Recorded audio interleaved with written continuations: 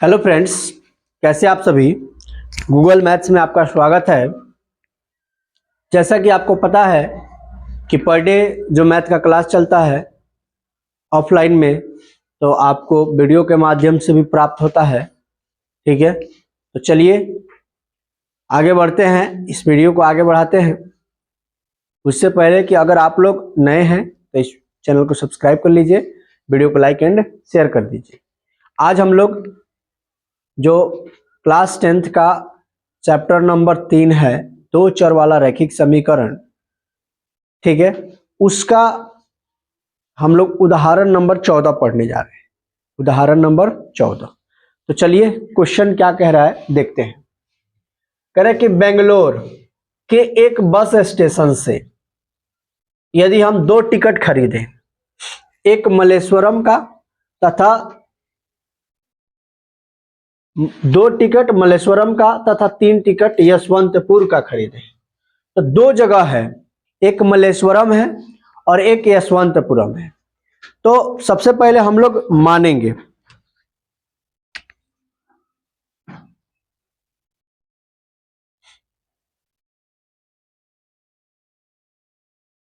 यहां पे लिखे हैं, मान लिया कि मल्लेश्वरम के एक टिकट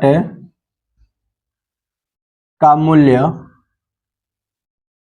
बराबर x रुपया तथा यशवंतपुर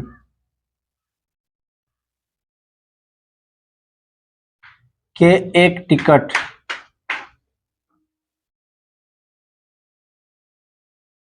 का मूल्य y रुपया है। ठीक है दोस्त, अब यहां पे लिखेंगे प्रश्न से, यानी कि अब प्रश्न से हम लोग चलेंगे और उससे समीकरण निकालेंगे और फिर समीकरण को सॉल्व करके हम लोग उसका वैल्यू पुट करेंगे। तो कह रहे हैं कि दो टिकट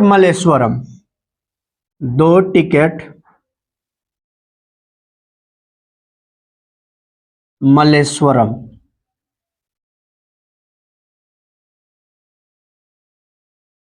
तथा 3 टिकट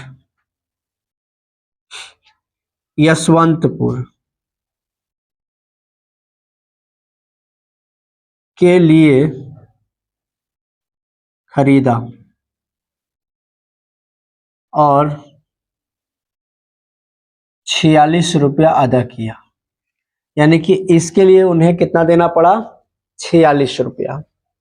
ठीक है, दो टिकट तो 2x प्लस 3 टिकट यानी 3y बराबर 46 यानी 46 रुपया। यह समीकरण 1 हो गया। फिर यहां पे पुनः प्रश्न से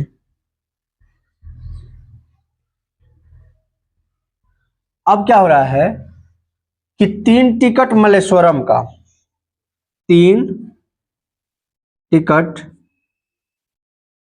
मल्लेश्वरम तथा 5 टिकट, यहां पे देखिएगा 5 टिकट यशवंतपुर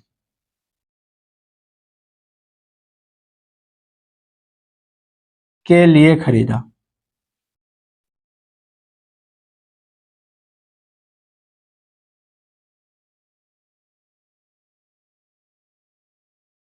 और कुल 74 रुपया अदा किया।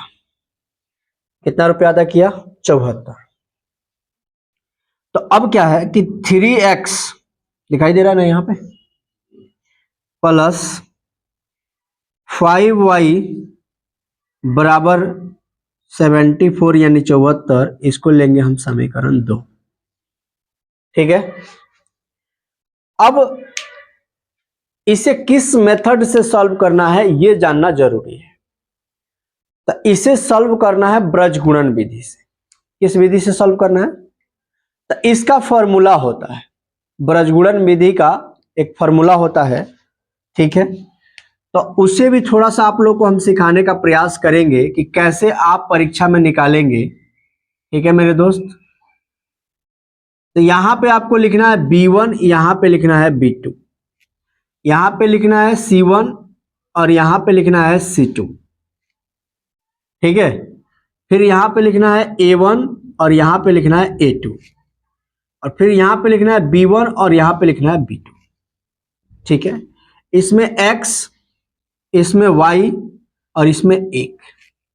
ठीक है, अब जब ये फॉर्मूला जब हम बनाए हैं, ठीक है, तो क्या बनेगा, अब आप देख पा रहे होंगे x बटा, अब देखिए ध्यान से, B1C2 माइनस B2C1 बराबर, फिर y बटा A2C1 और माइनस A1C2 बराबर 1 बटा A1B2 माइनस A2B1।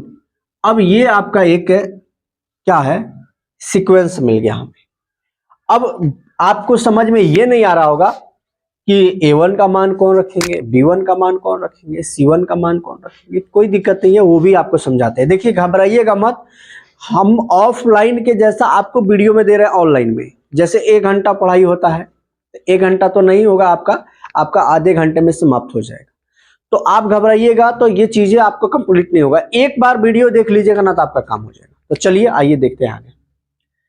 अब ये जो समीकरण है ये लिखा हुआ है 2x प्लस 3y, और जब इसको इधर लेके आएंगे तो -46 और बराबर में 0 और समीकरण 1। अब इसको मान लेंगे और यहां पे 3x प्लस 5y माइनस 74 बराबर में 0 और इसको देंगे समीकरण 2।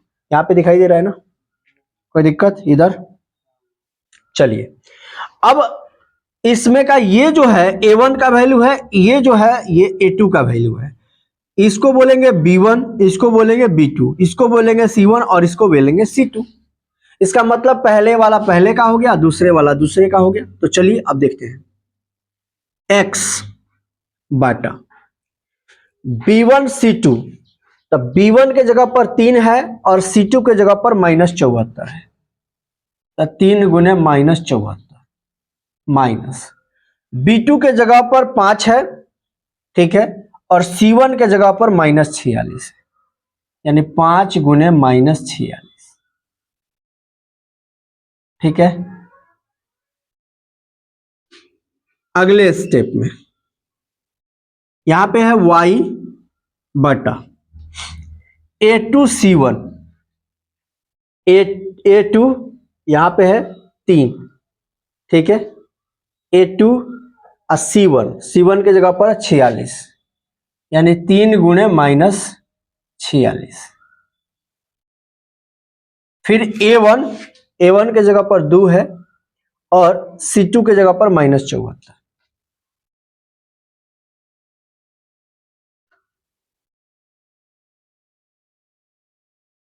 बराबर, फिर 1 बटा A1B2, A1 2, B2 5, 2 गुने 5 माइनस A2 के जगह पर 3, ठीक है, और B1 के जगह पर 3, 3 गुणे 3। अब इसको सॉल्व करा जाए थोड़ा सा। x बटा 4 तिया 12, 7 तिरका 21 और 1 22 माइनस 5 6 के 30, 5 चौका 20 और 2 20 और 3 23, ये माइनस में हो गया, बराबर y बटा 6 तिरका 18, 4 तिया 12 और 1 13 माइनस 4 दूनी 8 और 7 दूनी 14, माइनस में ये भी आ जाएगा। इसको करेंगे तो 1/10 - 9। ठीक है, अब देखिएगा x बटा, अब 230 ये प्लस में हो जाएगा और ये माइनस में हो जाएगा, तो 230 में से 222 जाएगा तो कितना बचेगा 8। ठीक है, 22 8 30 बराबर y बटा, फिर ये माइनस और ये माइनस हो जाएगा यानी प्लस हो जाएगा। ठीक है, तो 148 यहाँ है, 138 यहाँ है, तब प्लस में 10 आ जाएगा। ठीक है, बराबर में 1/1 हो जाएगा। बात बुझा रहा है? अब लास्ट स्टेप है, वही थोड़ा सा समझ लेना है कि यहाँ पे x बटा में 8 बराबर 1/1 और y बटा में 10 बराबर 1/1 हो जाएगा। अब तिरछा तिरछी मल्टीपल करेंगे तो x बराबर हो जाएगा 8, दिखाई दे रहा है, और y बराबर में हो गया 10।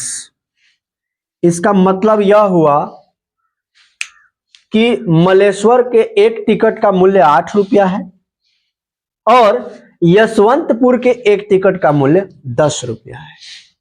तो देखिए कितना अच्छा प्रश्न है। ठीक है, और मैंने आपको ये फार्मूला भी कैसे निकलता है उसको भी मैंने सिखा दिया। यहाँ पे फार्मूला निकल गया, आप x बराबर भी निकाल करके आप सॉल्व कर सकते हैं। खैर ये आपके लिए आसान रहेगा तो मैंने इस तरह से बना दिया, आप देख सकते हैं। आइए दोस्त अगला उदाहरण देखते हैं। यह उदाहरण नंबर 15 होगा, एग्जाम्पल नंबर 15। कह रहा है कि P के किन मानों के लिए निम्न समीकरण युग्म का एक अद्वितीय हल होगा। तो अद्वितीय होने का क्या शर्त है? सबसे पहले A1 बटा A2 not is equal to B1 बटा B2 और not is equal to C1 बटा C2। अब इस प्रकार से जब हमारा ये बन जाएगा समीकरण तो हम मान लेंगे कि ये अद्वितीय है, तो P का मान निकाल देंगे।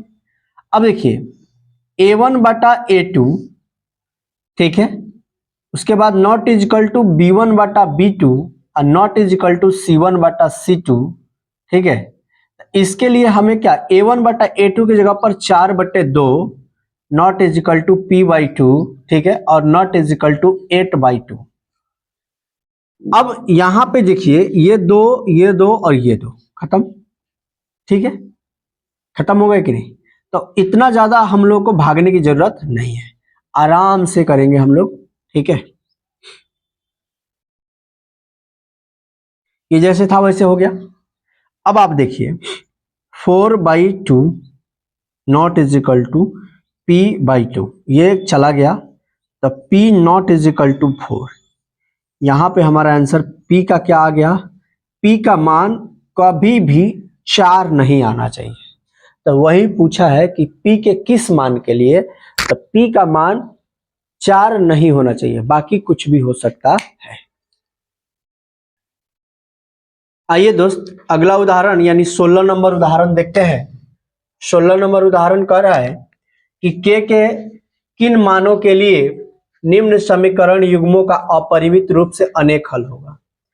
तो सबसे पहले अपरिमित रूप से अनेक हल होने का शर्त आप जान जाइए, A1 बटा A2 is equal to B1 बटा B2 is equal to C1 बटा C2। ठीक है मेरे दोस्त, अब उसी पर बैठाना है। तो K बटा 12 पहला हो जाएगा, K बटा 12, ठीक है, उसके बाद 3/K। ठीक है, अब यहाँ पे क्या हो जाएगा, जब तिरछा तिरछी गुणा करेंगे तो K² बराबर 36, तो K बराबर हो जाएगा +-6। ठीक है, यानी कि यहाँ से स्क्वायर हटेगा तो प्लस माइनस रूट आएगा, तो आ जाएगा हमारा आंसर ये, यानी K का मान क्या हो जाएगा, +6 या -6। ठीक है, देख सकते हैं।